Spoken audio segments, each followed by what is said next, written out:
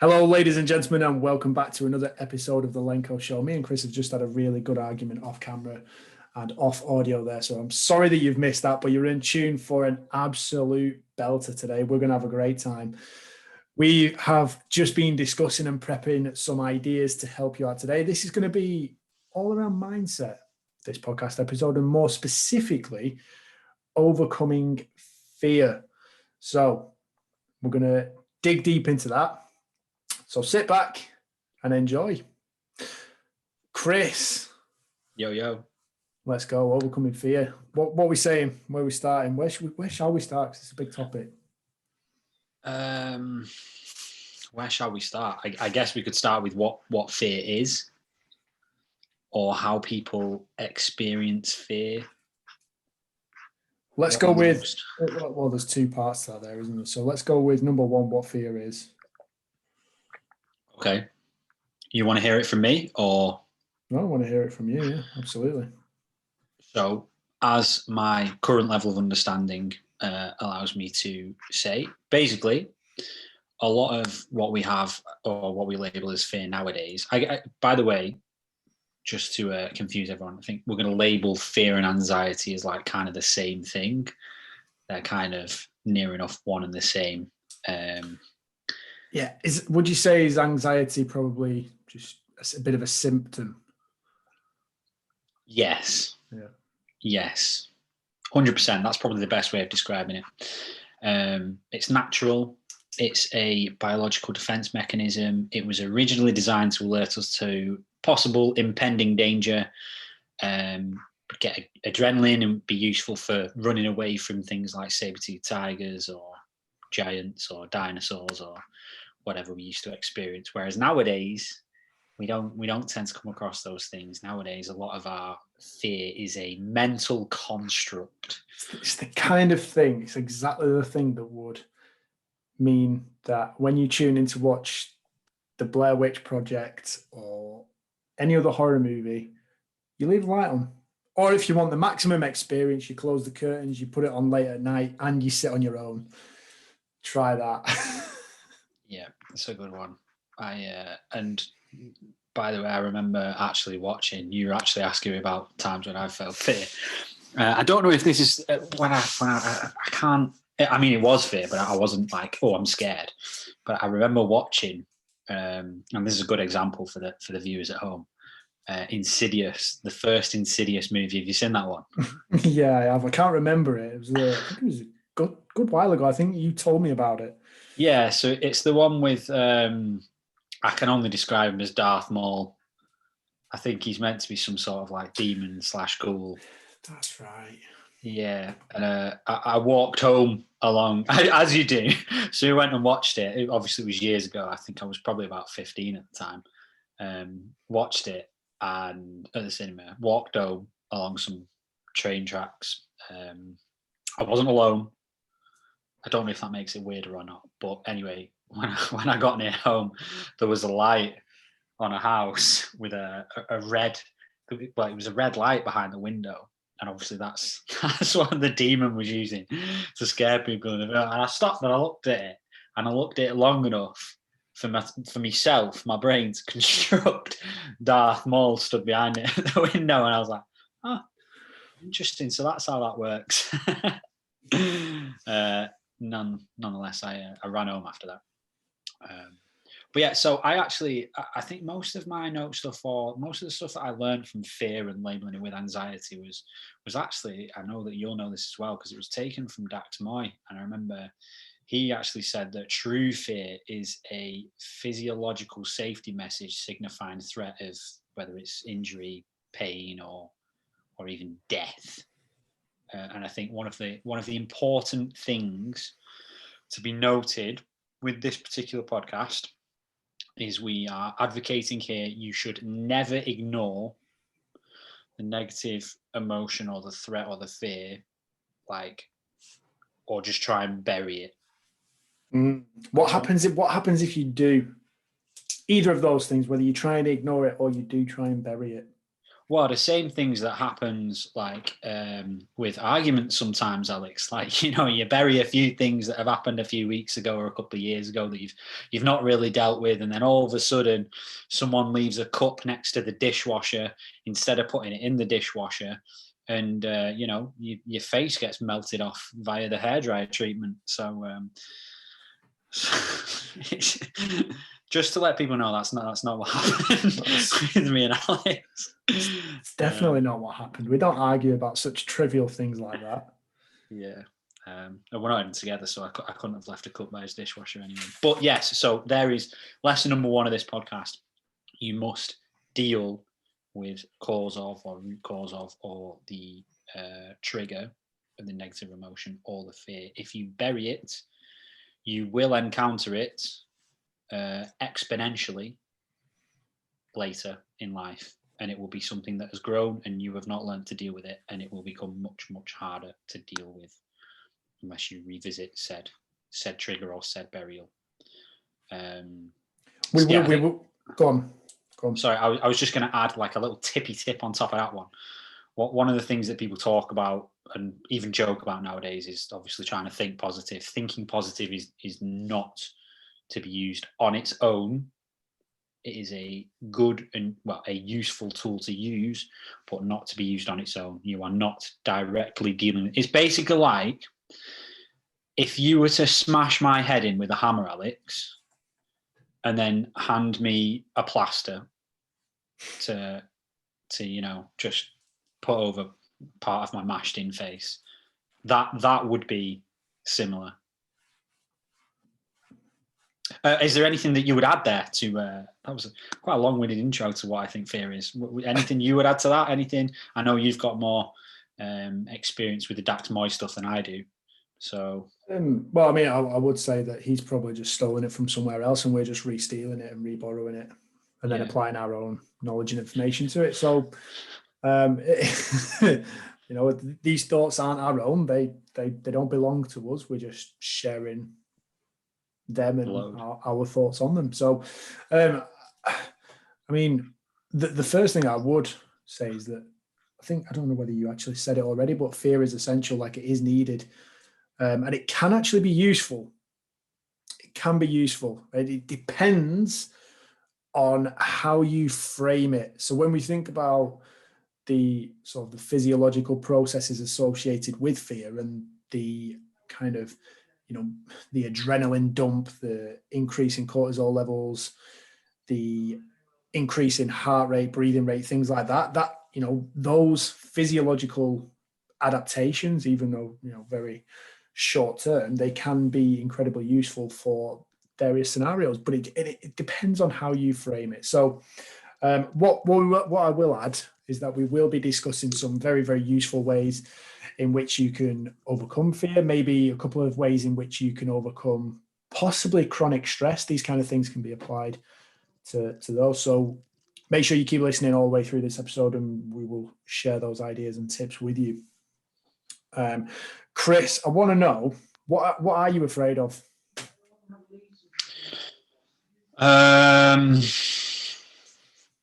Waking up in a, no, that's just silly. I think I'm like most people, really. I think like most things will have a significant enough, I guess, they will provoke a kind of fear sensation in the body. Like public speaking, I can get it with that. I'll tell you one that I experienced a lot was losing in an individual event. Losing in a team event is one thing. Losing an individual losing in an individual event was like that really to the point. And the reason that I say that is because I remember that a lot, because I'm thinking about specifically whenever I used to do sprinting or athletics or any of that jazz. Like honestly, we are labeling fear and anxiety. Feeling anxious is a symptom of fear.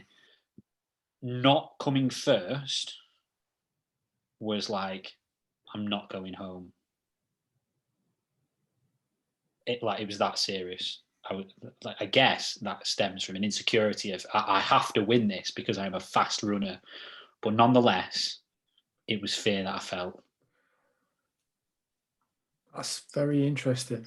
So why did you feel that even though you were a fast runner, why did you feel that you had to be the one to win that race?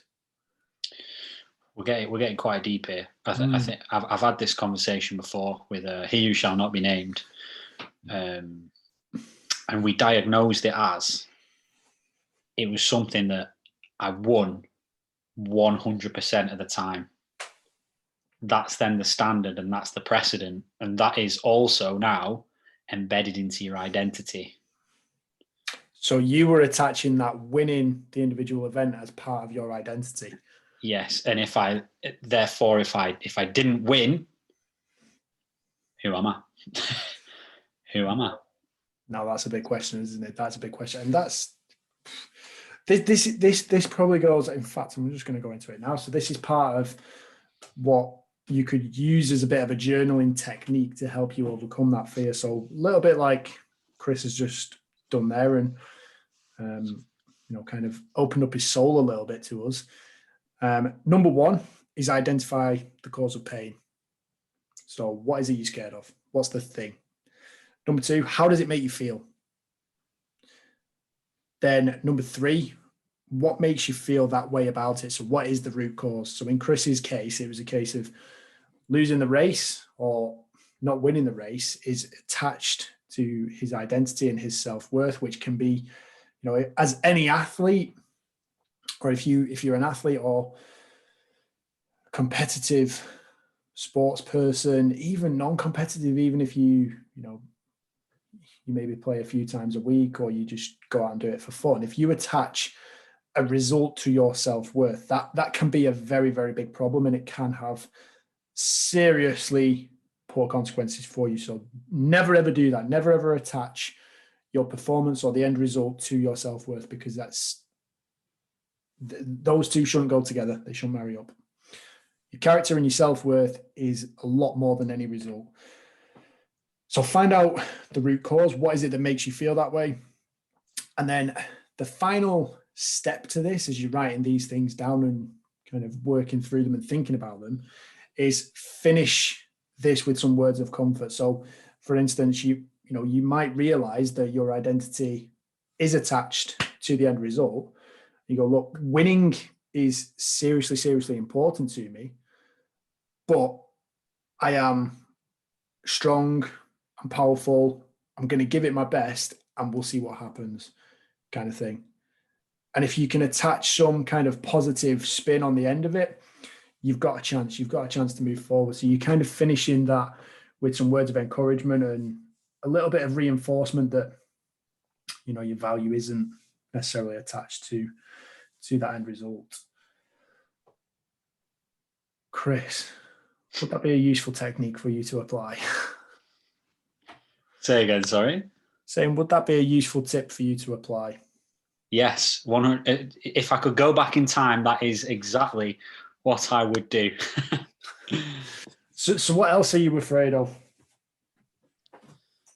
Just out of interest. It doesn't have to be deep. It doesn't have to be like, your identity on the line in this one.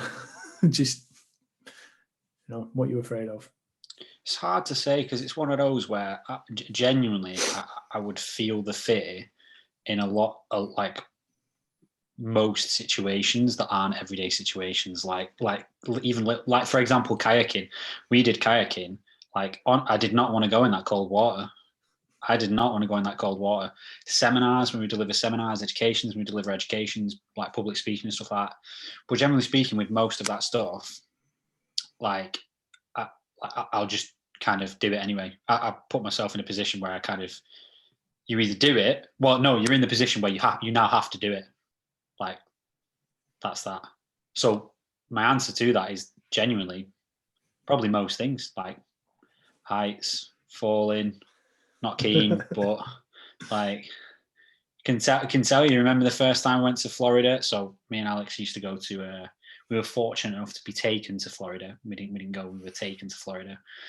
And the very first time I went, To be fair, I was like 4, wasn't I? I think I was Yeah, 5. I'm not sure how old you were. We weren't very old. We were quite young. Young enough to be able to appreciate sort of like all the usual Disney stuff and be Yeah, excited by it. Like yeah, mega. yeah. So I didn't touch any roller coasters. I tell you what scared me: the Jaws ride and alien encounters of a third kind. Oh my god, I've never felt fear like that. I don't think. Never felt fear like that. So it's weird, isn't it? Like it's one of those things where, when you're on holiday and you go swimming in the sea, do you ever have that thing where you think, Oh yeah, oh yeah. Like what's tickling me? What's underneath me tickling my toes? And then you realise you're in the pool. No, I mean, Hang on. So let's just reverse the question there. It's going to put it back on you. What sort of things scare you, Alex? I absolutely hate heights. Can't stand them. Absolutely can't stand heights. Which I think obviously pretty common for most people. Public speaking, I don't mind. I know that's a big fear that a lot of people pick up and learn or develop. I don't mind it. Hence, obviously, doing a podcast and putting this out there.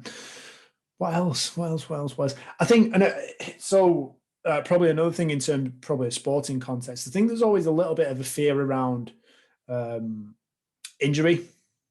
I think you'd be a bit abnormal if you didn't have that kind of switch in your head that was like got your heart racing, got your breathing rate up, and you felt that buzz or that kind of tension in your body around kind of, I don't know, like if you were being chased by something. It's like, well, as a running back, like you're being chased by something, someone's going to hit you and they're coming for you, that they're looking for you.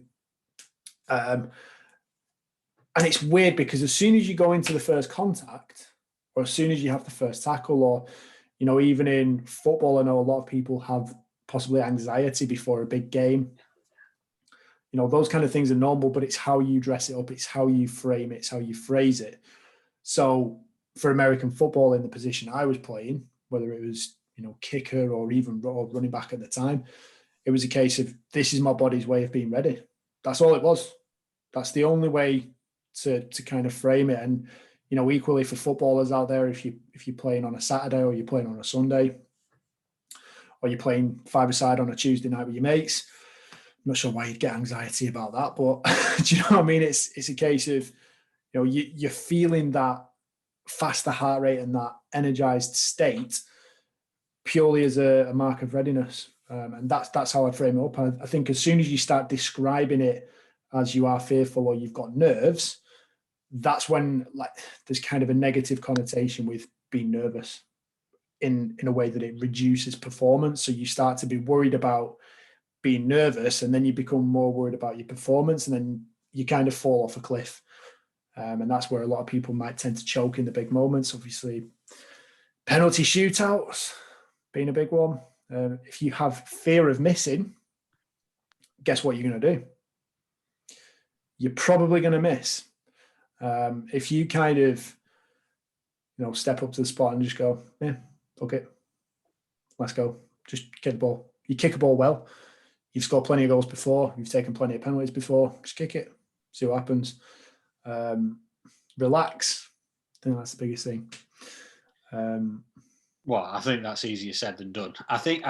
But having said that, like that's like the thing for me. Like I can't. It's hard to say what I genuinely truly fear because, like the feeling of anxiety, like the things that you, I guess, label as feeling anxious, exactly like you said, they can be like weekly occurrences.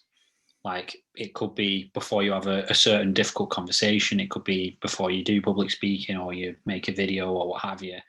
It could be before a race or a competitive event. It could be before you train, whatever. It's kind of a normal thing. And as soon as you associate that with, well, this is very normal that I am feeling kind of or experiencing this physiological response to this specific thing, and carry on and do it anyway or expose yourself to it anyway, which is obviously what I do. Yep. And that's the only way that you can be brave or courageous, isn't it? In the face of fear. So You've got to accept it, acknowledge it, and Yeah, we spoke a little bit about this before we actually came into the podcast. So there is actually a condition in which you don't experience fear.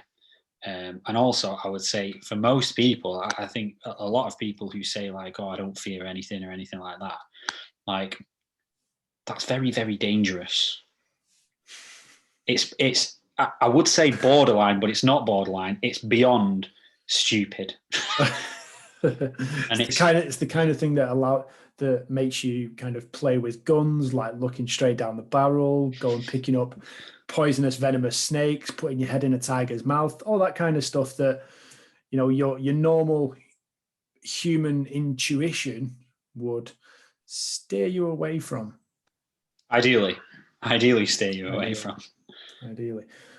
So do you want to go into a little bit more about that condition? No, I'm going to let you go more into that condition because you seem to know more about it than I do. Right. Okay. So I think the person that we're referring to, someone that's been studied quite a bit. I think they're called SM Blithely, and the condition is known as Urbach-Weiss disease. I've probably absolutely butchered that pronunciation, but I don't speak German. I'll have to get John Kenyon back on to come and do those for us. But basically, it's a condition where both sides of the amygdala are just completely destroyed. They just become calcified and they don't work anymore. And that's kind of the part of the brain that was noted to be not functioning when they studied her, when they looked at her and what was going on. And it was the kind of thing where, you know, the situation where they would actually put her in a horror house and she would, you know, let's say you've got a person dressed up as a monster that jumps out on her. She would then just have no reaction. She'd be laughing and giggling. She would try and take the mask off the monster and put the mask on to actually scare the person wearing the monster costume and stuff like that. So there was no kind of representation of fear, no physiological side effects. So heart rate didn't change, breathing rate didn't change. To the point where, you know, she would even go into, like, walk through a park late at night, be held at knife point, and then just go back the next day as if nothing happened.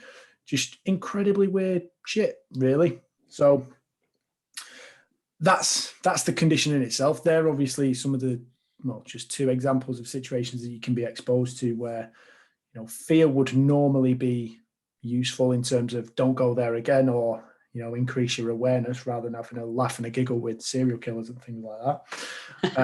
Do you know what I mean? Like that's well, I mean, that might be one way out of that situation. I don't know. But then, and this is something that I did read in a very interesting book. I believe it was in a book called Breathe, which is written by James Nestor. Could be wrong. It could be one of the other breathing books I've read, but there's a little advertisement for that one. Haven't been paid to say that either, by the way. Just a good book. Recommend it. Where obviously the primal mechanism for fear was destroyed, so that was no longer working. So what they did with her in this case was disrupting the air that she was breathing in. So they would put a mask on her face, along with a load of control subjects and things like that. And it's more about the impact of oxygen and CO2 and the relationship between those two. And they then had her breathing in air where the normal kind of percentage of oxygen was 21%. So pretty much what we breathe in day to day. However, combined with that air, normally the majority of it would be nitrogen. In this air, 35% of it was CO2, which is 1,000 times what we would normally breathe in. And as soon as she took one breath in, all the markers of fear were present. So probably the deepest innate human fear, probably argue based on that, is the inability to breathe. So there you go. So then as soon as she took that one breath, it was, you know, kind of an immediate state of panic, like horror, anxiety, dread, you know, desperation to get out of that situation. So massively high CO2 levels, irrelevant of the amount of oxygen. You know, she was fearful. She managed to nail it. I would imagine that's quite scary. Well, I'm pretty much not a fan of not being able to breathe. I can tell you that. There's that, heights, being buried alive, the usual stuff. Yeah. Do you know what? Actually, it's interesting. Just going back to what I was saying about when you're on holiday and you go into the sea and you step on some seaweed and it's like, oh shit.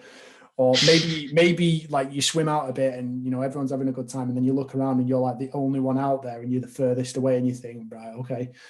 Do you know what I mean? Like, I don't think I would have that kind of fear if I'd not watched Jaws. Just saying. So, question for you, Chris. Is it learned? Yes. I think something like 98%. I think so. Allegedly, there are 2, maybe 3 fears that are actually innate. Obviously, death, existential, annihilation would be one. I think the fear of loud/startling noises, and then the fear of falling as well. So everything else, allegedly, according to the science, is allegedly learned, which means if you can learn fear, you can also relearn or unlearn or change your fears as well, which I think is kind of how people go about and navigate their lives and how people push through fears. They have to expose themselves to them, yes. And then the fear doesn't just go away, but they can recreate the adaptations associated with, etc. So yes, I would say most fears learned. What do you think? Yeah, no, I agree with that. I was just going to pick up on the fact that you said recreate, not recreate. Is that important? I feel like it is, yeah. I feel Right. like there'll be a lot of people listening to this that will not like the fact that you just said recreate. Right. Okay. I mean, Well, I apologize to those people. it's a little bit like, I think it was yesterday actually. Fiona said the word epitome. Of Right. course, which is supposed to be epitome. Right. It's like that. It's just simple little pronunciations. You've got to get them right. Right. Yeah. Okay. I'll work on that. I'll take that feedback, and I will definitely work on that. Recreate. Sorry, everyone. I apologise. I've dropped a bollock there. Anyway, moving on. Let's hope that that's not the biggest takeaway that you've got from this podcast. If it is, we're not doing something right. So you agree? Yeah, I do agree. Okay. Although I would argue, so one of my questions for you on the back of this is, when it comes to fear of death, is that something that is true across everybody all the time? It's a good question. I mean, I suppose people aren't consciously thinking it all the time. I mean, the brain is wired to primarily focus on our survival. So you could say, from a neuroscience perspective, yes, on a subconscious level, but it's not something that people are. I mean, some people probably are thinking and worrying about that. But I would also add that most things that we fear because they would lead to death or lead to a lack of control, which would eventually lead to death. Like, have you ever read, is it Susan Jeffers, Feel the Fear and Do It Anyway? No, I haven't, but that is a mantra that I do hold true. So it is a very, very good book. Like it will tell you all the same things that we're going to tell you here. It won't abolish your fears. It will give you some good practices, some good exercises to use. But she basically says that all fears are variations of one singular fear, which is that we would not be able to control, or we wouldn't be able to control the circumstances, or we wouldn't know what to do if a certain thing happened. I went kind of around the fences there. Does that make sense? So for example, your alleged fear of heights wouldn't really be a fear of heights. It'd be if you were to fall from a height, you wouldn't know how to handle yourself. You wouldn't know what to do, which is fair enough. I think if I'm perfectly honest, I've not seen too many people or spoken to too many people that have decided to try and do a triple backflip somersault while in that situation. But yeah. Do you know what, that I think that is important. Like, if you understand, well, obviously it has to be in a context, isn't it? Because we're scared of heights. Well, how high? Like an inch off the floor, a foot off the floor, like stood on a little wall, stood on the roof of your house, or is it, stood on top of a skyscraper? Is it standing in a tree? Is it jumping out of a plane? Which weirdly, this was one of the things where, so I have done a skydive, even though I'm scared of heights. I've done a skydive. I've done two actually, both in sunny Scunthorpe. And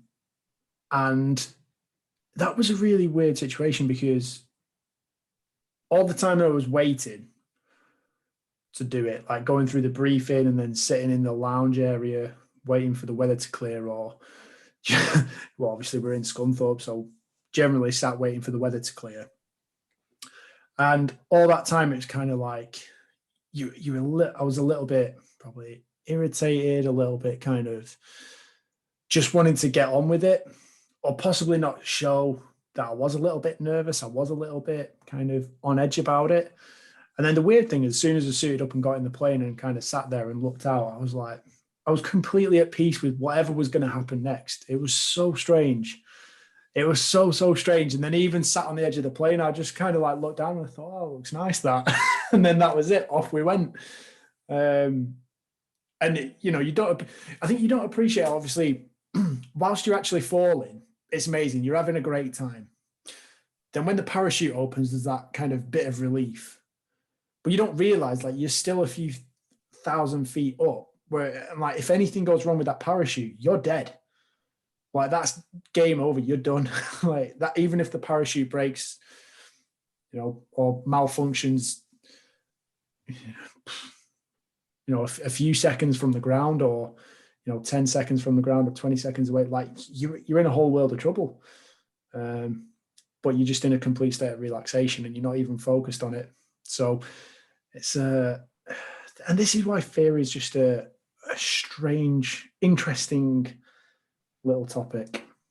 Yeah, I think that's a very, very good point, and I think people can probably relate to that, because I think a lot of people actually, they experience fears rather than the actual thing happening. It's in anticipation of the actual thing happening. Like, it's the waiting, like it's the preparation before. It's not when the actual thing happens that you are experiencing the fear. Which just goes to show again, it's like majority of it is a mental construct. Like, you are. Go on, you were about to say something. Yeah, I was about to ask you how much of fear is actually real, but you just said a lot of it is a mental construct. So you've kind of answered that question. Yeah, I think so. This is one of the ways that I learned to. I mean, it's not specifically the way that I deal with it, but it's a way that I've used with clients and people in the past that they've said that it works for them, and therefore it could work for the people at home. Is they deliberately try to identify how much of a mental construct it is. So I learned this from Would You Believe It, Jack Canfield, where I learned most of my basic foundation level knowledge. And he talks about, like, identify the fear, give it a name, and then venture a little bit further into it. So rather than, for example, a fear of, let's go with spiders, what is it specifically that you imagine that scares you about said thing? So if it was a fear of spiders, it's not that you are just simply afraid of spiders and that's it, because that doesn't help you at all. Like, it's useful to acknowledge that, so that when you come around spiders and you start feeling fearful, like, you understand why. But then understand, what are you actually constructing? What do you imagine? So, for example, in this case, it would be, and I'm not particularly scared of spiders, but I'm scared of spiders because I imagine that they're going to jump on me and they're going to be like fluffy or hairy and crawl over me, and then they might try and eat me alive. Like, and from that, you're imagining, or you're identifying what it is you're actually creating and constructing in your own head. And you can look for evidence of that, like how much of what you're actually thinking about is real, and how much evidence is there to support that? Like, how many times has a spider eaten your head? 0. How many times have you been near a spider and been okay? How many times has a spider attacked you? Would you even know if a spider attacked you? Probably not. Probably not. Not with most of the spiders that we've got around here. If you're in Australia, maybe it's slightly different. But yeah, word of warning there for Lewis Freeman, who's currently out touring in Australia. don't go picking up random shit like wooden logs and stuff like that. You don't know what's going to be in there. There's probably snakes and all kinds of stuff. You probably end up picking up a crocodile knowing you. So yeah, stay away from those things. Yes. But it helps you label and identify exactly what it is that you're constructing yourself. Then you find the evidence to prove whether it's true or whether it's false. Most of the time, if not all the time, you are going to find that it is false and there isn't much evidence to support that.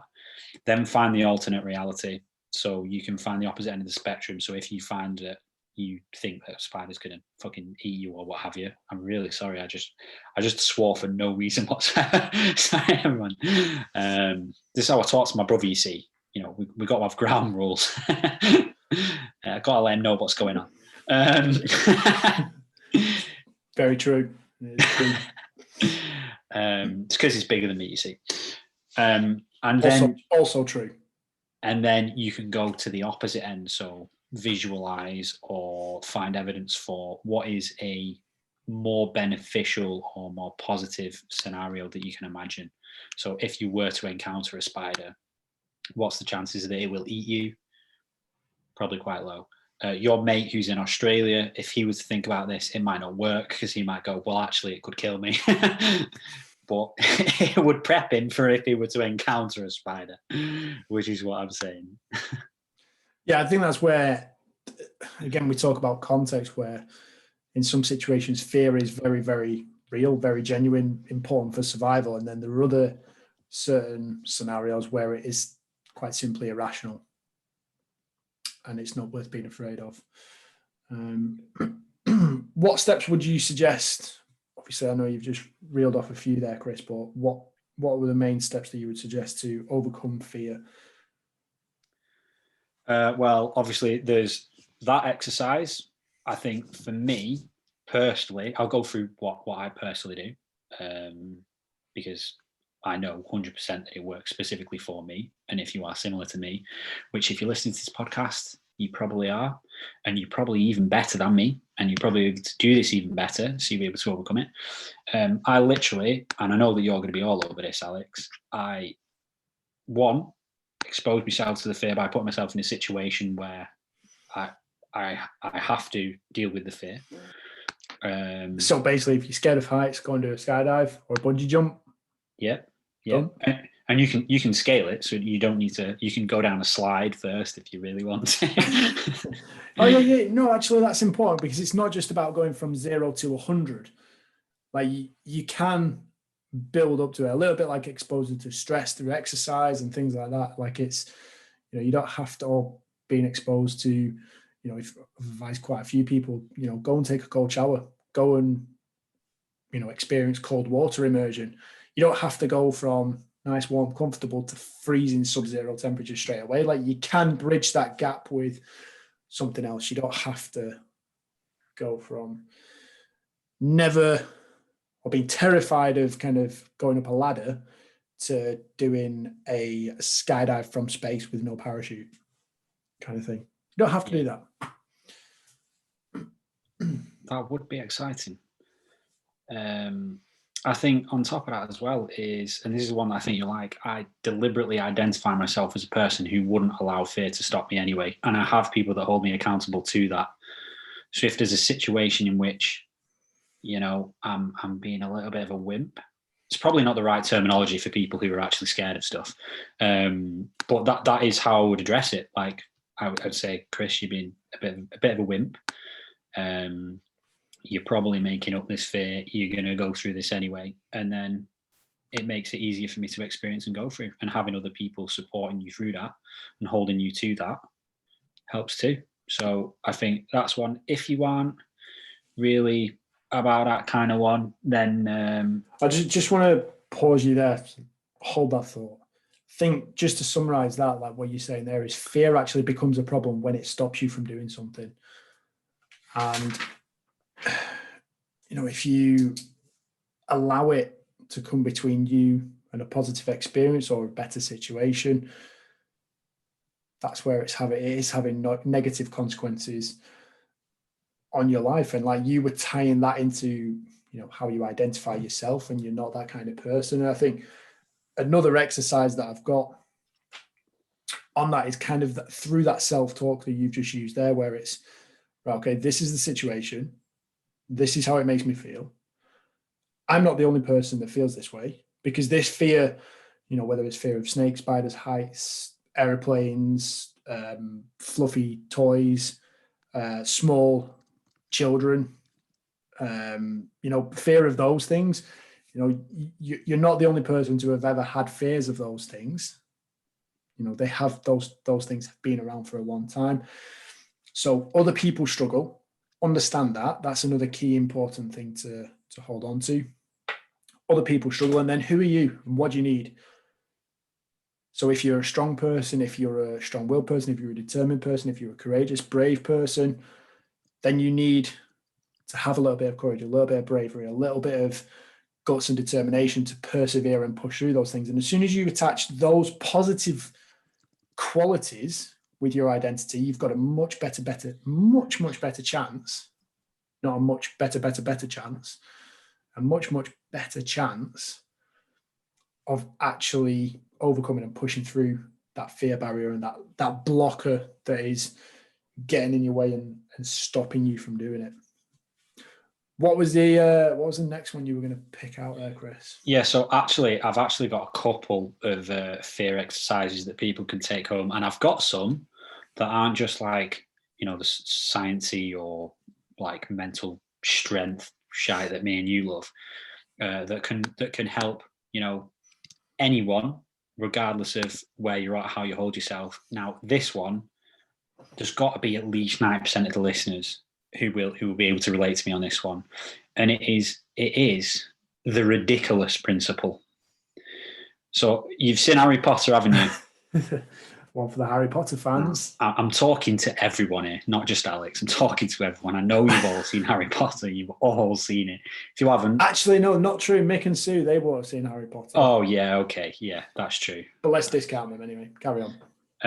So everyone except those two people, I know you've all seen it, and I know you know what I'm talking about. So there's a spell that they use, ridiculous, which is where they encounter the thing that they fear most, and they basically just reframe it. That's literally all they're doing.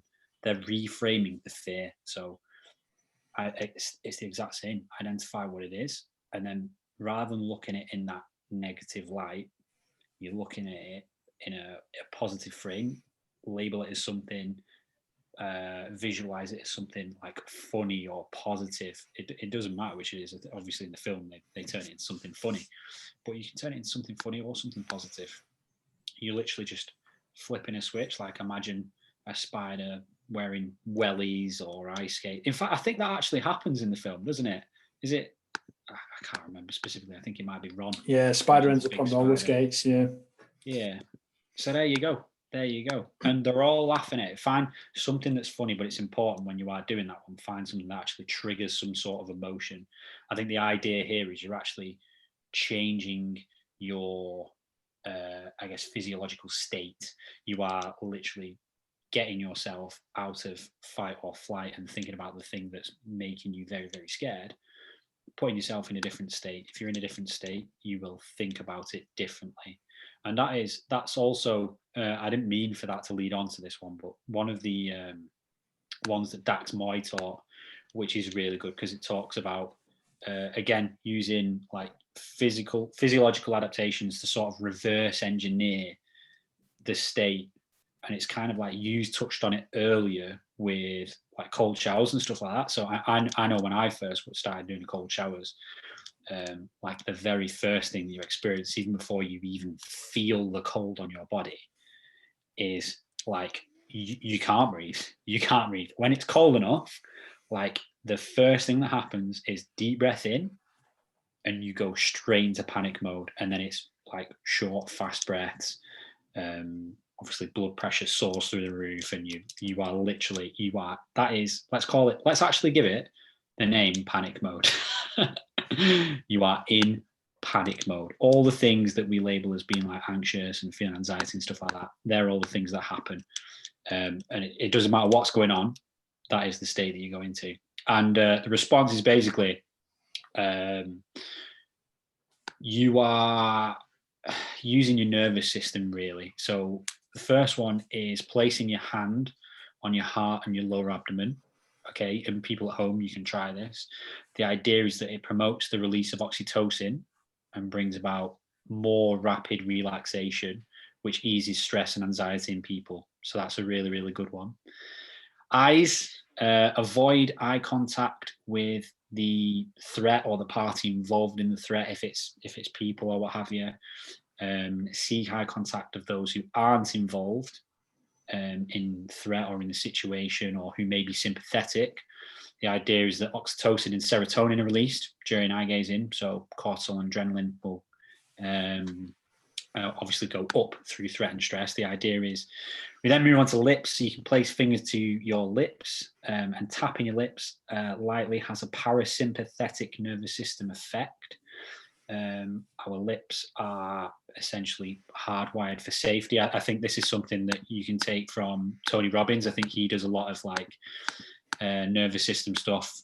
There's actually, I don't know if, I know you do all the tagging documents and things like that to the podcast. I can send across a document which I got from Tony Robbins, which was the 5-minute phobia cure, which is to do with nervous system again. But I'll move into that next.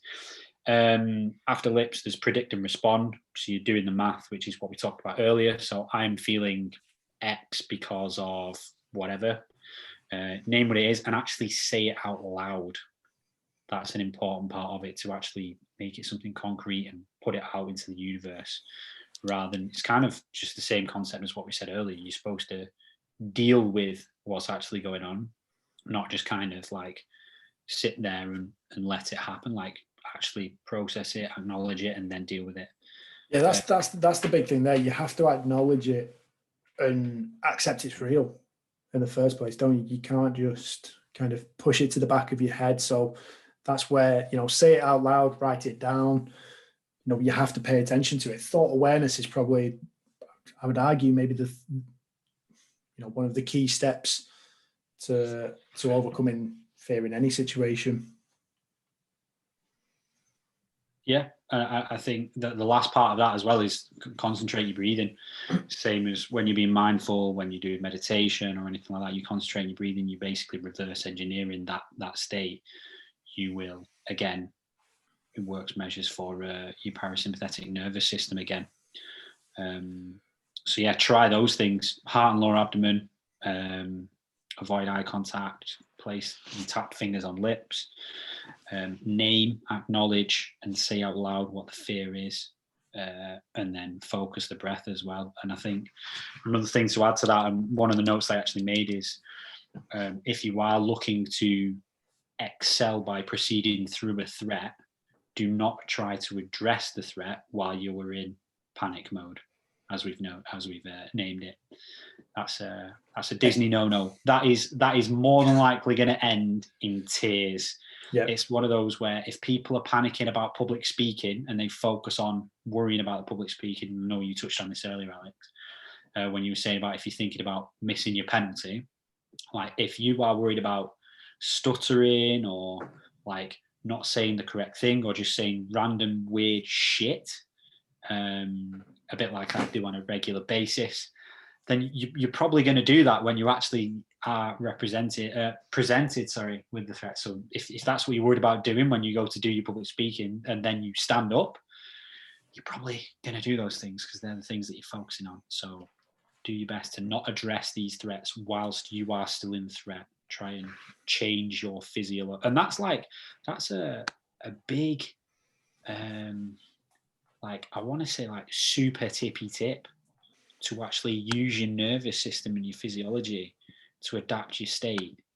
Like, that's a very, very powerful thing. If you learn to harness and master that, your quid's in. You quit and you'll get to the front of all the queues at Disney. I'd say it's definitely a key skill. If you can harness and hack into your nervous system, which is something that we do teach. It's something that we try and implement with our clients in one way or another. And I would say, I would, debate this is probably one of the best things that you could do, and anyone can do it, is apply the power of the shower. And having a cold shower, as you did touch on, can be one of the most rewarding basic things that you can actually do. When you think about what's actually in play, number one, you've got the pre-anxiety of, oh my God, it's going to be freezing. You've already got the preconceived thoughts of how you're going to feel in that situation. And then when you are exposed to it, so you're forcing. So yeah, I think there's plenty of people out there that suggest you should do something every day that scares yourself. This is your number one thing. You can do it every day, and it will terrify you every single time until you learn to accept and embrace it. And once you're able to do that, you have the skills to apply that to everything else. So, so you're in the shower.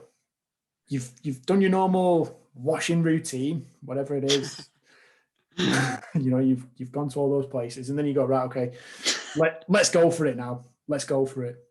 So you turn the temperature down, and all of a sudden it's like, and you've just got that shuddering, like you feel everything tense up, your breathing changes, and then as soon as you learn to relax and you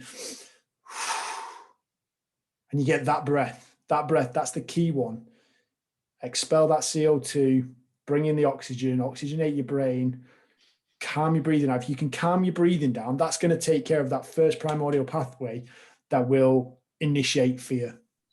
And the key one that's going to drive that fear response. The second one after that is that amygdala, which is going to kind of preconceive what's going to happen next, kind of thing, and kind of create that fear and, possibly the stories around the fear. So control your breathing, learn to do that. And if you can do that, and you can do that in a cold shower, and you can do it on a frequent basis, you can do it every day just to finish off, then you can apply that tip to anything. So breathe is key. That's fundamental to anytime you're in a high stress situation.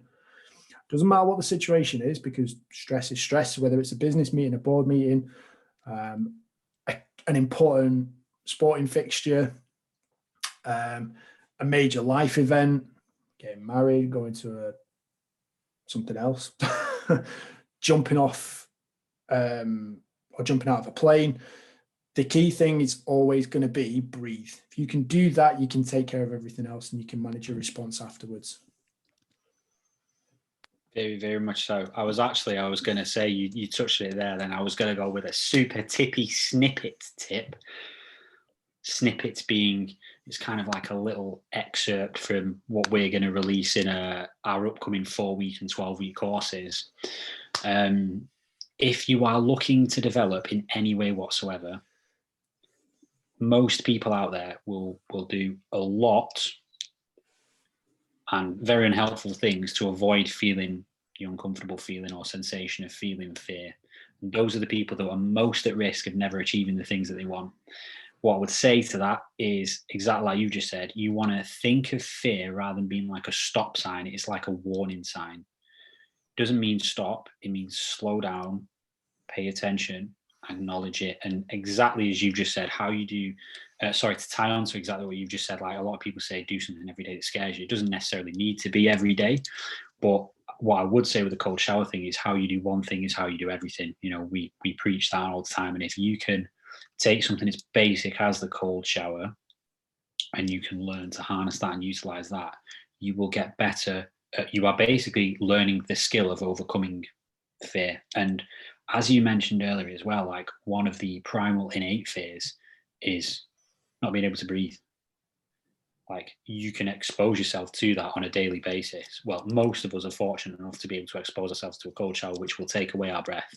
If you can learn to control the breath, you can then start working with the other fears that you then get and the physiological responses after that.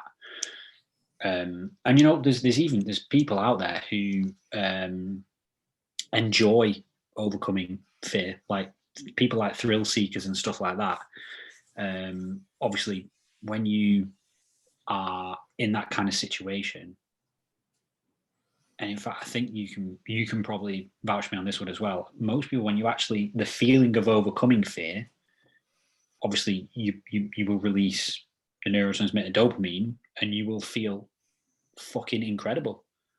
Like when you actually do something that you've been really scared of, or something that's really been stressing you out, it's the same thing, and you finally get it done, release of dopamine, you'll feel really fucking good. And if you can learn to, sorry, just let me finish there. If you can reward the behavior that you are trying to exhibit more often, like if you go and say, right, I'm going to do a 2-minute cold shower, you reward it, you're more likely to repeat it. You'll get the same kind of thing from the dopamine because it's kind of reward and pleasure center. You can simulate that and you can start to learn to enjoy it as well. Like that's the skill. It's not the skill of never feeling fear. It's the skill of learning to face it and learning to get good at facing it and learning to feel really fucking good and associating the good feelings and the results of. Sorry, I cut you off. What were you saying? That's all right. I was just going to say, I think fear is probably one of those things that's almost like a key stepping stone to being able to access the state of flow, which is, elite optimal performance where everything just becomes effortless. It's all second nature. Your instincts take over. So, I mean, whether that's actually accurate or not, I don't know. But I do know that there are a few training hacks and a few training tips that have been applied. I think Red Bull are probably the biggest exponents of this, where I think there was a team of, like the flying squirrel suits, the wingsuit people, the wingsuit guys who, I think there's a scene in the Transformers or something like that where they have to jump off a building and they fly around whatever city they're in, might be Chicago or something like that. And for them to perform that stunt, they didn't train in the middle of the city because if anything goes wrong in training, they're going to die. They actually went away and they learned kind of up in the mountains and things like that. But only by doing that, being exposed to such high level of activity and kind of, again, you talk about the physiological response associated with doing certain things, it actually helped them learn faster and pick up on really small cues that they might have otherwise missed. Purely because it focused them and engaged them so much more, to the point where I think, again, I might be wrong with this, but I think there's Red Bull designed this massive 30-foot swing that would essentially just catapult athletes around pre-training session to try and push them into the state of flow. And I know that certainly that's something where the Navy SEALs, Special Forces, that they try and train in that state. So they try to create that state of flow before they actually go into a training exercise, purely because it helps you learn and accelerates performance so much quicker than anything else. So I think fear is probably one of the key things to being able to help trigger that response. I think we've covered quite a bit there. Is there anything that you would add in terms of overcoming fear? Any more tips or strategies? You know what? I had something that I thought was an absolute gold nugget, but I was intrigued by Red Bull story, so I kind of forgot it as I was listening. So I apologise. I might think of it over the next couple of minutes. That's my fault. I'm sorry about that. We'll when you think of it, we'll have to record it on another show, or we'll try and add it in somewhere, and filter it out to the masses. So that concludes episode number 24. While Chris is still thinking, he's still thinking. He's still thinking. He doesn't want to let it go. Doesn't want to let it go. He can't let it go. It's honest. It was great. It was great. It's tied into his values. So while Chris is still thinking, that concludes it. Episode number 24. If you've enjoyed this show, if you've enjoyed this episode, please share it. Spread the word. Pass it on to other people. Get tagging them on our social media channels through Facebook, Instagram, YouTube, if you're on YouTube. And if you've got any questions, if you've got any thoughts, anything that you would like to ask us or speak to us about, please get in touch. We'd love to hear from you. And if you would very, very kindly leave us a 5-star review or a 5-star rating and a review, that would be absolutely amazing. We would absolutely love you for it. So for today, it doesn't look like Chris has actually thought of what he was going to say. That is it from me. Chris, do the honors. Yes, it's been a pleasure, guys. I hope you've got some things to take away from this. I'm still thinking of what it is. I'll figure it out as soon as we end the podcast. Live long and prosper, everyone. Lenko out.